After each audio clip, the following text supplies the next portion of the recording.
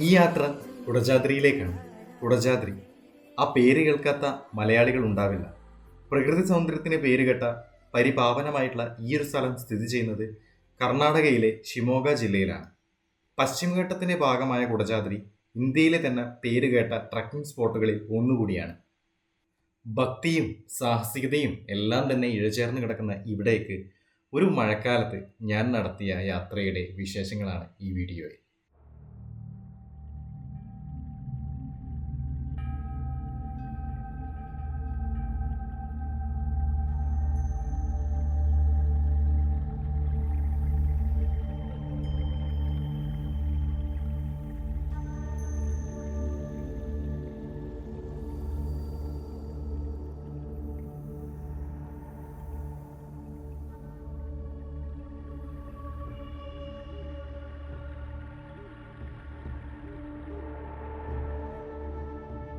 Hello guys, welcome back to my YouTube channel. ഞാനിപ്പോഴത് കുടജാദ്രിയാണ്. ഇതാ എൻ്റെ പുറകിൽ എൻ്റെ ഫാമിലി മൊത്തം ഇരിപ്പുണ്ട്. ഓരോരുത്തരായിട്ട് പരിചയപ്പെടുത്താൻ ഇപ്പോൾ സമയമില്ല. അപ്പോൾ ഇത് ഓരോരുത്തർ കണ്ട ഇത്രയും ആൾക്കാർ, ഇതിൽ പ്രായമുള്ള ആൾക്കാരുണ്ട്, ചെറിയ പിള്ളേരുണ്ട്, എല്ലാ തരത്തിലുള്ള ആൾക്കാരുണ്ട്. എല്ലാവരും തന്നെ ഇത്രയും ഹൈറ്റുള്ള ഇവിടേക്ക് വളരെ കഷ്ടപ്പെട്ട് എത്തിയിട്ടുണ്ട്. അതിൻ്റെ റിസൾട്ടാണ് ഞാൻ എൻ്റെ പുറകിൽ കണ്ടുകൊണ്ടിരിക്കുന്നത്. ഒരു രക്ഷയില്ലാത്ത ക്ലൈമറ്റാണ്. അപ്പോൾ ബാക്കി കാര്യങ്ങൾ നമുക്കിനി മുകളിൽ പോയിട്ട് കാണാം. ഓക്കെ,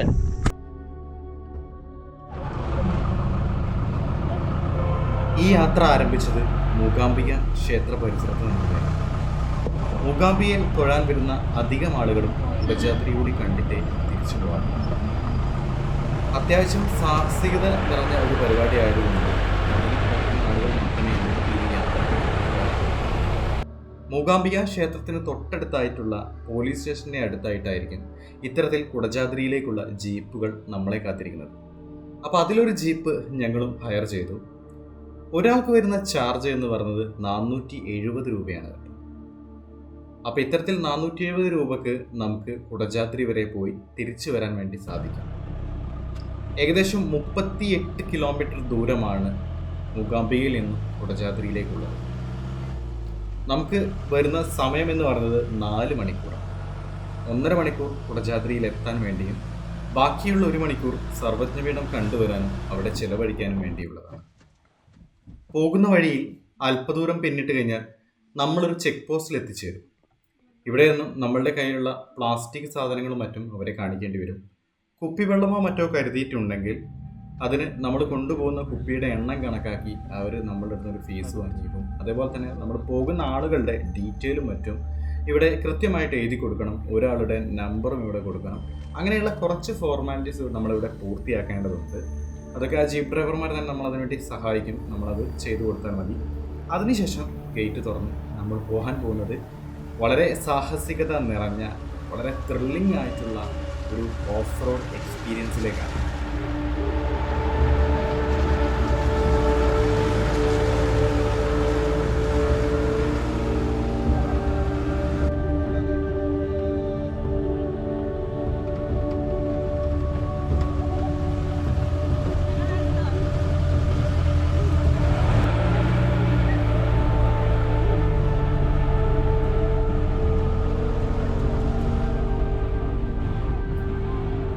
വളഞ്ഞും തിരിഞ്ഞും കുലുങ്ങിയും മറിഞ്ഞും എന്നിങ്ങനെ വേണ്ട, നമ്മുടെ അണ്ടകടാഹത്തിലുള്ള എല്ലാ വസ്തുക്കളും കലങ്ങി മറയുന്ന രീതിയിലാണ് ഇവിടുത്തെ ഒരു ഫസ്റ്റത്തെ ഒരു 10 കിലോമീറ്റർ ഓഫ് റോഡ് എന്ന് വിളിക്കുന്നത്. റോഡിൻ്റെ കണ്ടീഷനൊക്കെ പറയുകയാണെങ്കിൽ ഓഫ് റോഡ് എന്ന് പറഞ്ഞാൽ നല്ല കട്ട ഓഫ് റോഡാണ്. മൺസൂൺ സീസണും കൂടെ ആയതുകൊണ്ട് അതിൻ്റേതായിട്ടുള്ള എല്ലാ തരത്തിലുള്ള മാരകമായിട്ടുള്ള വികൃതികളും ഈ റോഡ് കാണിക്കുന്നുണ്ട്. പക്ഷേ നമ്മുടെ ഡ്രൈവേഴ്സ് വളരെ സ്കിൽഡ് ആയിട്ടുള്ള എക്സ്പീരിയൻസ്ഡ് ആയിട്ടുള്ള ഡ്രൈവേഴ്സാണ്. ഇവർ അതിമാരകമായിട്ട് തന്നെ ഈ ഒരു വാഹനം ഡ്രൈവ് ചെയ്ത് മുന്നോട്ടേക്ക് പോകുന്നുണ്ട്. ഇവിടേക്ക് വേണമെങ്കിൽ നമ്മളുടെ സ്വന്തം വാഹനത്തെ കടത്തിവിടും കേട്ടോ. അതൊരു ഓഫ് റോഡ് വാഹനമാണെങ്കിൽ പെർമിഷൻ കിട്ടുന്നതാണ്. പക്ഷേ വളരെ സ്കില്ലുള്ള ആളുകൾ മാത്രം അതിന് മുദ്രിക. അല്ലാത്ത പക്ഷം ബാക്കിയുള്ളവർക്ക് കൂടി ബുദ്ധിമുട്ടുണ്ടാകുന്ന രീതിയിൽ നമ്മുടെ വാഹനം ഇവിടെ സ്റ്റക്കായി പോകാൻ സാധ്യതയുണ്ട്. കാരണം വേറെ ഒന്നല്ല, റോഡിൻ്റെ സ്ഥിതി നിങ്ങളിപ്പോൾ കാണുന്നുണ്ടല്ലോ. ചളി പിളിയായി ആകെ കുഴഞ്ഞു മറിഞ്ഞ് കിടക്കുന്ന അവസ്ഥയിലാണ്. ഗ്രിപ്പ് എന്ന് പറയുന്ന സാധനം കിട്ടത്തേ ഇല്ല. ശരിക്കും ഇതിലൂടെ വണ്ടി ഓടിക്കുന്ന ഡ്രൈവേഴ്സിനെ സമ്മതിക്കണം.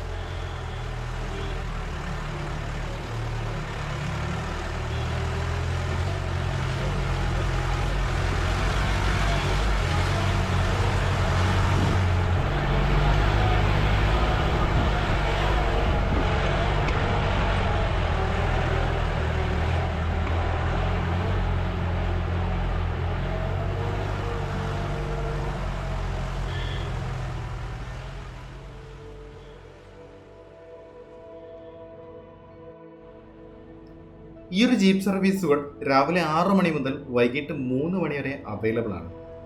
8 വരെ എത്തിയാൽ ഇവർ ജീപ്പ് എടുക്കുന്നതാണ്. പുലർച്ചെയുള്ള യാത്ര അതിമനോഹരമാണ് കേട്ടോ. വൈകുന്നേരം ഉള്ളത് മോശമെന്നല്ല, വൈകുന്നേരം 3 മണി വരെ സമയമുള്ളൂ. സോ അതിന് മുന്നേ തന്നെ എത്തിപ്പെടാൻ വേണ്ടി പരമാവധി ശ്രമിക്കുക.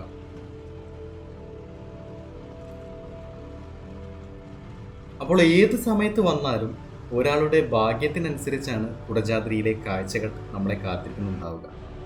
ചിലപ്പോൾ നല്ല മഴയായിരിക്കും, ചിലപ്പോൾ നല്ല മഞ്ഞായിരിക്കും, ചില സമയത്താണെങ്കിലോ നല്ല പൊട്ട വെയിലായിരിക്കും. അപ്പോൾ അവിടുത്തെ കാഴ്ചകൾ ഒരാളുടെ ഭാഗ്യം പോലെയായിരിക്കും. ഞങ്ങൾ വന്ന സമയമെന്ന് പറയുന്നത് വൈകുന്നേര സമയം തന്നെയാണ്.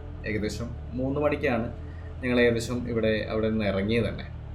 ഇപ്പോൾ സമയം ഏകദേശം ഒരു മണിക്കൂറിനടുത്ത് ആവാറായിട്ടുണ്ട്. അതായത് ഇനി ഒരു അരമണിക്കൂർ കൂടെ പോയി കഴിഞ്ഞാൽ കുടജാദ്രിയിലെത്തും.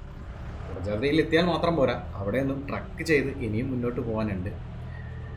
ഇപ്പോൾ ഏകദേശം ഓഫ് റോഡ് കാര്യങ്ങളൊക്കെ ഒന്ന് തീരാറായിട്ടുണ്ട്. ഡ്രൈവർ പറഞ്ഞു ഇനി കുറച്ചും കൂടി മുന്നോട്ട് പോയി കഴിഞ്ഞാൽ നമ്മൾ നിരപ്പായിട്ടുള്ളൊരു സ്ഥലത്തെത്തും. അവിടെ നിന്നുള്ള കാഴ്ചകൾ അതിമനോഹരമാണെന്ന്.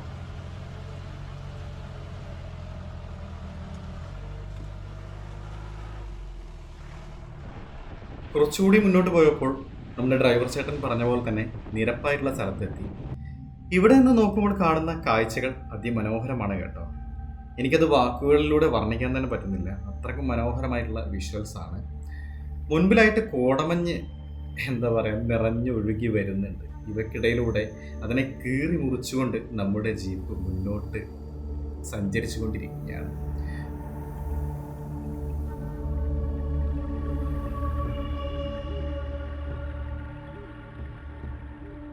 അങ്ങനെ അവസാനം നമ്മുടെ ഡെസ്റ്റിനേഷനായിട്ടുള്ള കുടജാദ്രിയിൽ എത്തിയിരിക്കുകയാണ്. വാഹനത്തിൽ നമുക്ക് ഇവിടെ വരെ സഞ്ചരിക്കാൻ സാധിക്കുകയുള്ളൂ. ഇവിടുന്ന് അങ്ങോട്ട് കാൽനടയായി ട്രക്ക് ചെയ്തിട്ട് വേണം ശങ്കരാചാര്യർ തപസ്സിരുന്നിട്ടുള്ള സർവജ്ഞപീഠത്തിലേക്ക് എത്തിച്ചേരാൻ വേണ്ടി. ഒരുപാട് ജീപ്പുകൾ മുകളിൽ വന്ന് പാർക്ക് ചെയ്തിട്ടുണ്ട്. നമുക്ക് മുന്നേ വന്നവർ മുകളിലേക്ക് കയറി പോയിട്ടുണ്ടായിരിക്കാം. അവരെ കാത്തിരിക്കുന്നതാണ് ഈ ജീപ്പുകളെല്ലാം തന്നെ. ഇതേപോലെ തന്നെ നമുക്കും ഇനി മുന്നോട്ടേ പോകണം. എൻ്റെ കൂടെയുള്ള എല്ലാവരെയും കൂട്ടി ഇവിടെ എത്തി സർവജ്ഞപീഠം കണ്ട് മടങ്ങുക എന്നുള്ളതാണ് ഇന്നത്തെ എൻ്റെ ലക്ഷ്യം.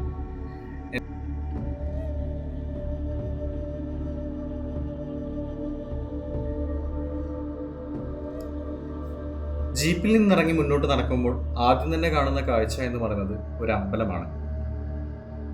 ഇവിടെ 1-2 ചെറിയ അമ്പലങ്ങളുണ്ട് കേട്ടോ. പഞ്ചമുഖി ഗണപതി, ഉമാദേവി, കാലഭൈരവൻ, രൗദ്രഭാവത്തിലുള്ള ദേവി എന്നിവരുടെയൊക്കെ പ്രതിഷ്ഠ അടങ്ങിയ 1-2 അമ്പലങ്ങൾ ഇവിടെയുണ്ട്. ഈ അമ്പലത്തിന് സൈഡിലൂടെയുള്ള ചെറിയ ഒരു വഴി കാണാം. ഈ വഴിയിലൂടെയാണ് നമുക്ക് മുന്നോട്ടേ പോകേണ്ടത്. ഇവിടുന്ന് അങ്ങോട്ട് ഏകദേശം 1.5 കിലോമീറ്റർ ദൂരമാണുള്ളത്. 1.5 കിലോമീറ്റർ ദൂരത്തിൽ കുത്തനെയുള്ള കയറ്റങ്ങളും അതേപോലെ തന്നെ നേരെയുള്ള വഴികളും വളരെ ഡേഞ്ചറസ് ആയിട്ടുള്ള പാതകളും എല്ലാം തന്നെയുണ്ട്. മഴക്കാലത്ത്, അതായത് നല്ല മഴ പെയ്യുന്ന സമയത്ത് ഇതിലൂടെ കയറാതിരിക്കുന്നതാണ് നല്ലത്. കാരണം വഴുക്കലും മറ്റും കൂടുതലുണ്ടായിരിക്കും. മഴ ചോർന്നു കഴിഞ്ഞ ശേഷം നിങ്ങൾ മുന്നോട്ടേ പോവുക. അപ്പോൾ ഞങ്ങൾ പോകുന്ന സമയത്ത് വലിയ മഴയോ കാര്യങ്ങളോ ഒന്നും തന്നെ ഇല്ലായിരുന്നു. വ്യക്തമായിട്ട് മുന്നോട്ടേക്കുള്ള കാഴ്ചകൾ കാണാൻ സാധിക്കുന്നുണ്ടായിരുന്നു. അതുകൊണ്ട് തന്നെ ധൈര്യപൂർവ്വം എല്ലാവരെയും കൂട്ടി ഞാൻ മുന്നോട്ടേക്ക് നടന്നു. ഈ ഒരു യാത്രയുടെ ആദ്യത്തെ കുറച്ച് ഭാഗം അല്പം കാഠിന്യം നിറഞ്ഞതാണ്. കാരണം കുത്തനെയുള്ള കയറ്റമാണ്. ഈ കുത്തനെയുള്ള കയറ്റം കയറി കഴിഞ്ഞാൽ നമ്മൾ പിന്നെ എത്തുന്നത് കുറച്ച് നിരപ്പായിട്ടുള്ള ഒരു സ്ഥലങ്ങളിലേക്കാണ്. പിന്നെ അവിടെ നിന്ന് അങ്ങോട്ട് വളരെ പതുക്കെ നടന്ന് നമുക്ക് ഈ ഒരു കുടജാദ്രി ട്രക്കിംഗ് പൂർത്തിയാക്കാൻ വേണ്ടി സാധിക്കും.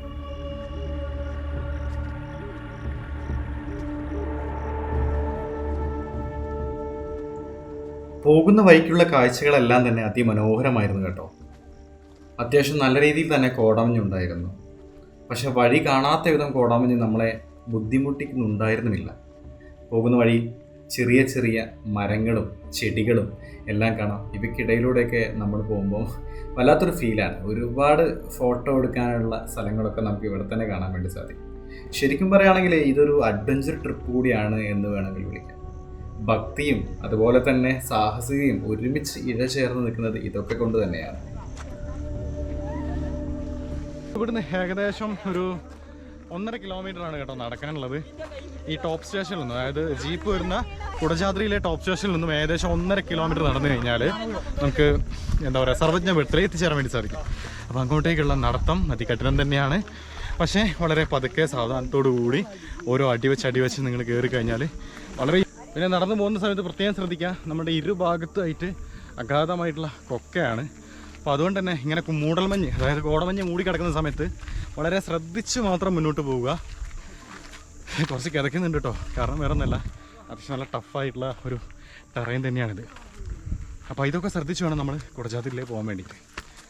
എനിവേ നൈസ് എക്സ്പീരിയൻസ്, വളരെ മനോഹരം.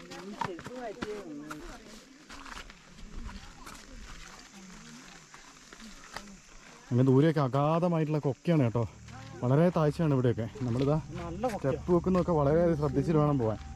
ഞാൻ വിചാരിക്കുന്നത് വലിയ പുഴയാണ്. പുഴയല്ല, നമ്മുടെ മേഘങ്ങളാ താഴെ.